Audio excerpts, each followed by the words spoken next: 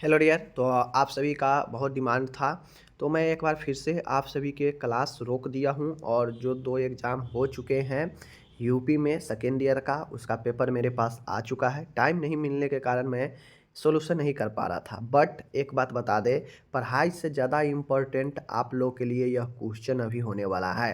क्योंकि आप पढ़ते रहेंगे पता नहीं चलेगा।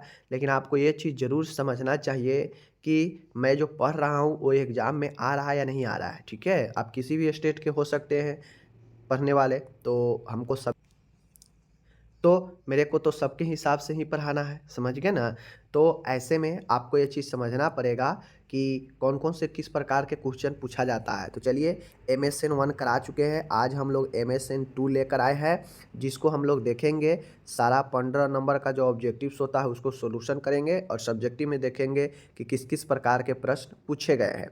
और इनमें से जो प्रश्न अगर नहीं पूछे गए हैं, मैं उसको अगर नहीं पढ़ाया हूँ तो पढ़ा भी दूँगा और आपको भी इसको तैयारी कर लेना है, ठीक है? क्योंकि ये सब प्रश्न इम्पोर्टेंट होते हैं, किसी न किसी बोर्ड के द्वारा पूछे गए हैं तो। ओके, चलिए शुरू करते हैं। तो सबसे पहले पहला प्रश्न पूछ रहा है कि विकिरण चिकित्सा आमतौर पे किसके उपचार में इस्तेमाल किए जाते हैं? मतलब जो रेडिएशन थेरेपी होता है, किसमें इस्तेमाल किया जाता है? सूजन में, फ्रैक्चर में, कैंसर में, सीवीए में। तो आप लोग को पता है कैंसर में रेडिएशन थेरेपी का इस्तेमाल होता है, हम पढ़ाए हैं। उसके बाद पूछ रहा है कि हृदय ताल की असमानता को किस रूप में जानते हैं? तो देखिए यहाँ पे रिदिम है ना, रिदिम। तो इसी डिस रिदिम जहाँ भी होगा वही आपका आंसर हो जाएगा, ठीक है? तो देख लीजिए, बी ऑप्शन है, यही आपका सही हो जाएगा कि ताल मतलब हृदय में अनियमितता जैसे ही होगा तो उसे हम लोग डिसअर्थमिया बोलते हैं, समझ गए? डिसरिदमिया बोलते हैं, याद रखिएगा। डी फॉर डिफ़िकल्ट और बाकी रिदिम है तो रिदिम होगा। अब जी सी एस का मतलब क्या होता है? ग्लास्को कॉमा स्केल, समझ गए? G C S Glasgow coma scale. अब एक ग्लास्को कॉमा का स्केल मैं पढ़ा चुका हूँ कि इसका इस्तेमाल कॉन्शियस लेवल के चेक करने में किया जाता है, समझ गए? व्यक्ति चोट लगने के बाद या किसी कॉमा में जाने के बाद कॉन्शियस है या नहीं, इसके चेक करने के लिए जीसीएस का इस्तेमाल करते हैं। शॉर्ट में जीसीएस लिखा है, इसको ग्लास्को कॉमा स्केल कहते हैं, समझ गए? आगे है, कहता है थूक में खून आना क्या कहलाता है? अब मैं पहले बार-बार बता चुका हूँ कि एक होता है थूक में खून आना और एक होगा कि उल्टी में खून आना, समझ गए? तो थूक में अगर खून आ रहा है उसे स्पुटम इन ब्लड बोलते हैं, ठीक है? ब्लड इन स्पुटम मतलब स्पुटम थूक में ब्लड आना। और हेमेटमेसिस एक जो होता है, जो उल्टी का रक्त होता है, या फिर जो उल्टी होगा उसमें हल्का-हल्का रक्त की मात्रा आएगा। तो उल्टी का या फिर उल्टी में अगर रक्त आएगा तो उसमें हेमेटामेसिस कहते हैं, हेमेटामेसिस कहते हैं, जो कि ये ऑप्शन होगा नहीं इसका आंसर। चूँकि यहाँ पे पूछ रहा है थूक में स्पुटम में ब्लड आना, तो ये होगा हेमेओप्टाइसिस। मैं पहले बार-बार बता चुका हूँ कि बीच में अगर पी आएगा तो समझ जाइएगा स्पुटम में ब्लड है, और अगर पी नहीं आएगा सीधा हेमेटमेसिस रहेगा तो समझ जाइएगा कि यह उल्टी रक्त वाला है, समझ गए? चलिए, पाँचवा है, कहता है एक आरामदायक उपकरण है जिसका उपयोग जले हुए मरीज के लिए किया जाता है। बर्निंग पेशेंट के लिए इनमें से कौन सा उपकरण का इस्तेमाल करते हैं? Cardiac table, stand bag, air caution. तो आपको पता है एयर क्यूशन पीछे दबाव कम करने के लिए दिया जाता है। उसके बाद रेत की थैली फ्रैक्चर या क्लब फुट में किया जाता है। कार्डियक टेबल होता है, आपको पता है, हृदय के मरीजों के लिए, हार्ट वाले पेशेंट के लिए। और बेड क्रैडल जो होता है, यही आपका फ्रैक्चर हो या जले हुए मरीज हो, इसके बॉडी के ऊपर रख दिया जाता है और फिर ऊपर से चादर या जो भी हो बिछा दिया जाता है, जिससे पेशेंट के बॉडी पर नहीं लगता है वह बेड, समझ गए? तो ऑप्शन ए सही होगा। ये सब हम पढ़ा दिए हैं।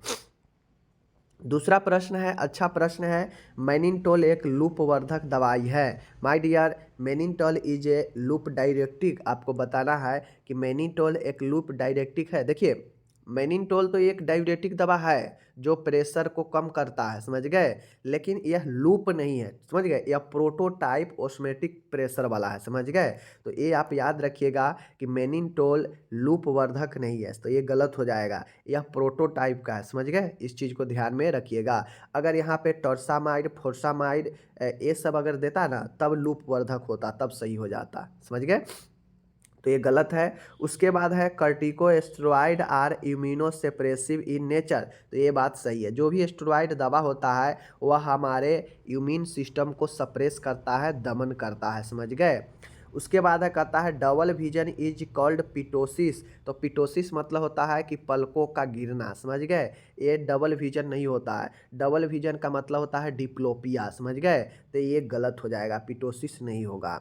उसके बाद कहता है bedridden patient are prone to develop decubitus ulcer, कहता है कि बिस्तर पर पड़े हुए मरीज में क्या डेकुबेटस अल्सर विकसित होने का खतरा होता है। अब देखिए बहुत लोग इस डिकुबेटस अल्सर के नाम सुन के ही इसको गलत कर दिए होंगे, जैसा कि यहाँ पे भी एक पेशेंट गलत सॉरी एक जो है विद्यार्थी गलत किया है, ठीक है। डिकुबेटस अल्सर का मतलब होता है बेड सोर, बिस्तरी घाव, तो बेड पर पड़े हुए मरीज को तो बिस्तरी घाव होगा ही ना, तो ये बात सही है, समझ गए, तो देखिए ध्यान से रखिएगा।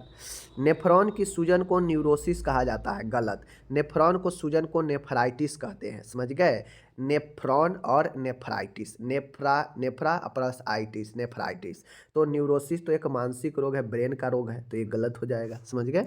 चलिए तो गलत हुआ ए, गलत हुआ आपका ए और गलत हुआ ए और ए सही है, समझ गए। आगे चलिए, अब यहाँ पे फिलअप है, कहता है टाइफाइड का किस ऑर्गेनिज्म के कारण होता है। मैं कितना बार बता चुका हूँ कि सल्मोनेला टाइफी के कारण टाइफाइड रोग होता है, किसके कारण, साल्मोनेला टाइफी के कारण, ओके, तो ये नंबर हो गया। गठिया का अर्थ क्या होता है, अर्थराइटिस मीन क्या होता है, तो अर्थ मैं कितना बार बता चुका हूँ कि अर्थराइटिस का मतलब होता है कि इन्फ्लामेशन इन ज्वाइंट, समझ गए, इन्फ्लामेशन इन ज्वाइंट मतलब हड्डी के जो ज्वाइंट होता है उसमें सूजन और दर्द होना ही अर्थराइटिस कहलाता है, इन्फ्लामेशन ऑफ ज्वाइंट, तो दूसरा हो गया। कहता है आपको एक क्वेश्चन मैं यहाँ पे अब दे रहा हूँ, आप लोग को बताना है आंसर क्या होगा, कुछ लोग आप भी बताइए, समझ गए। कहता है stone in urine is called, क्या होता है बताइए, क्योंकि ये सब के सब हम पढ़ा दिए हैं, समझ गए। पेशाब के जो पथरी होता है उसको हम लोग क्या बोलते हैं बताइए, समझ गए। आगे है टिनिटस का अर्थ क्या होता है, मैं ये भी पढ़ा चुका हूँ, समझ गए, ये भी हम मेनियर्स रोग जब पढ़ाए थे तो वहाँ पे हम पढ़ाए थे कि मेनियर्स का सबसे प्रमुख लक्षण यही टिनिटस ही होता है। टिनिटस में होता यह है कि आपके कान में ट्रिंग ट्रिंग की आवाज़ यानी रिंगिंग करता है, रिंगिंग इन ईयर्स, समझ गए, यानी दोनों कान या किसी एक कान में जब आपका हियरिंग लॉस होने लगता है तो आप तो किसी चीज़ को सुनते तो नहीं है, लेकिन आपके कान में ट्रिंग ट्रिंग रिंग रिंग की तरह आवाज़ देता है, यानी रिंगिंग इन ईयर्स होगा, समझ गए। टिनिटस का अर्थ होता है ringing in years, okay. The inflammation of the middle ear is otitis media, आपको पहले बता दिए हैं कि मध्य कान के संक्रमण को ओटाइटिस कहते हैं, ओटाइटिस मीडिया कहते हैं, समझ गए, तो ये भी आपका हो गया। देखिए अब ये 15 नंबर ऑब्जेक्टिव्स में 13 नंबर एकदम आसान था, 13 नंबर आप बिल्कुल बना सकते थे।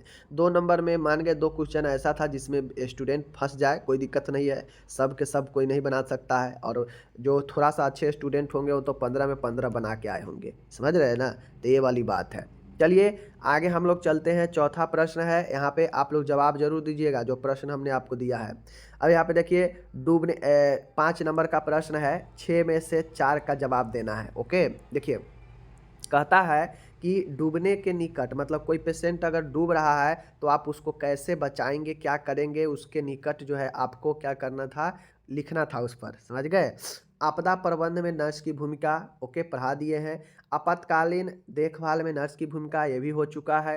अब विभिन्न प्रकार के जो ऑर्थोपेडिक उपकरण होता है, जैसे स्ट्रेचर होता है, उसके बाद व्हील चेयर होता है, समझ गए, क्रेन्स होता है, क्रॉन्स होता है, समझ गए ना, उसके बाद आपका बैसाखी जो होता है, ये सब ऑर्थोपेडिक उपकरण ही है, जब समस्या होता है पैरों में तो आदमी लेके चलता है, तो उसके बारे में आपको लिखना था। पेचिस, पेचिस आप लोग जानते हैं जो डिसेंट्री होता है, जिसमें डायरिया जैसे प्रॉब्लम होता है, उसका प्रबंध लिखना था, समझ गए। तो ये 4 ही आपको लिखना था, आपके सामने है, 6 में से कोई 4 जो है जवाब देना था, 5-5 नंबर के था। आगे है लॉन्ग क्वेश्चन आपके सामने है, ब्रेस्ट कैंसर के बारे में बताना है, इसमें कौन सा सर्जरी होता है, मास्टेक्टोमी पहले पढ़ाए हैं, 10 नंबर बड़ी आसान था। ओके, उसके बाद है यहाँ पे देखिए, कहता है बीपीएच अभी नहीं कराए हैं, बीपीएच आगे कराएंगे, इसको छोड़िए। अब यहाँ पे एमआई है, मायोकार्डियल इन्फारक्शन के बारे में पूछा है, हार्ट अटैक के बारे में, तो ये भी पढ़ा दिए हैं हम। ओके, उसके बाद फ्रैक्चर के बारे में भी मैं पढ़ा दिया हूँ, कैटरेक्ट मोतियाबिंद के बारे में भी पढ़ा दिए हैं, समझ गए। तो हमको तो 4 ही बताना है, 1 2 3 और 1 ये 4, 4 का जवाब ही देना है। और बाकी जो हम इसमें से 2 क्वेश्चन, आपका बोन मैरो ट्रांसप्लांट कहाँ होता है, आपको आगे बोन मैरो ट्रांसप्लांट जब आप ल्यूकोमिया देखे होंगे, रक्त कैंसर, तो वहाँ पे मैंने पढ़ाया था कि अगर पेशेंट को बोन मैरो हो जा, किसी को अस्थि मज्जा बोन मैरो ही ख़राब हो जाता है, तो उसमें ये ट्रांसप्लांट कर किया जाता है। तो इसमें कुछ है नहीं, समझ गए।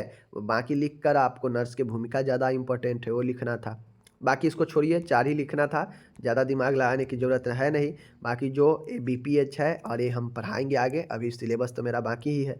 बाकी जितना जवाब देना चाहिए उतना मैं आपको पढ़ा दिया था, जिससे आप अच्छे से एग्ज़ाम में लिख कर आ सकते थे। और 90% क्वेश्चन फिर से एक बार कह रहे हैं कि यहाँ से आ गया, समझ गए। 10% वही क्वेश्चन जो आपके इस सब्जेक्टिव में थोड़ा सा एक आध क्वेश्चन आप नहीं लिख पाते हैं, तो इसके कारण मैं यही किया हूँ कि 90% आपके यहाँ अभी तक मैं पढ़ा दिया हूँ।